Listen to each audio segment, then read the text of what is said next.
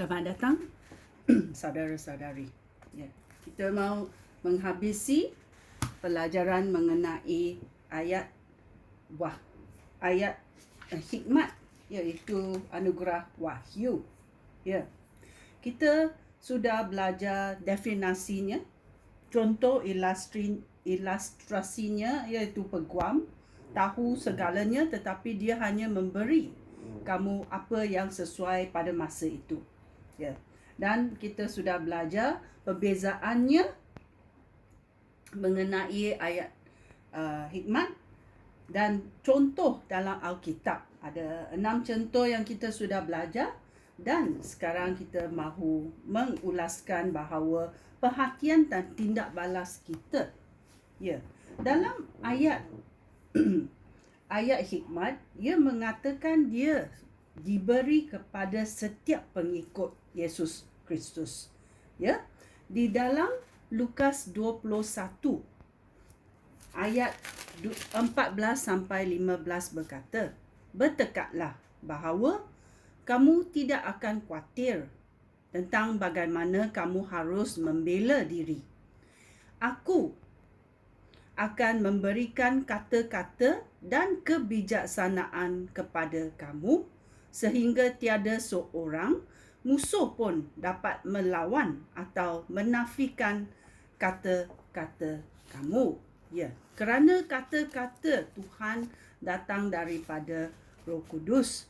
Ya, dalam Matius babak 10 ayat 19 berkata, "Apabila kamu diadili, janganlah khawatir tentang apa yang hendak kamu katakan atau bagaimana kamu harus mengatakannya.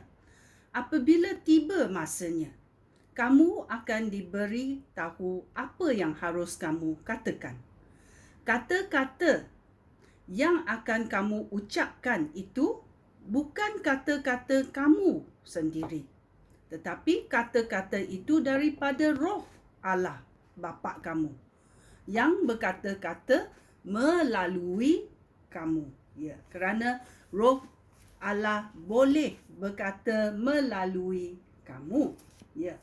So tindak balas terhadap ayat ini sangat penting kerana ayat hikmat ini bukan hanya satu suara yang kamu boleh dengar. Ia adalah satu anugerah wahyu yang kamu menerima dalam hati kamu, dalam minda kamu, dalam rohani kamu, dan bila ia diberikan kepada kamu, ia adalah dalam masa kamu membuat kaunseling, kamu mendakwa, kamu bernubat, atau satu perintah dari Tuhan, ya, supaya kamu meluangkan apa yang Tuhan nak. Ini adalah tindak balas yang kita harus buat. Bila kita menerima ayat hikmat ini, kita luangkan dan kita memberitahu apa yang Tuhan nak katakan.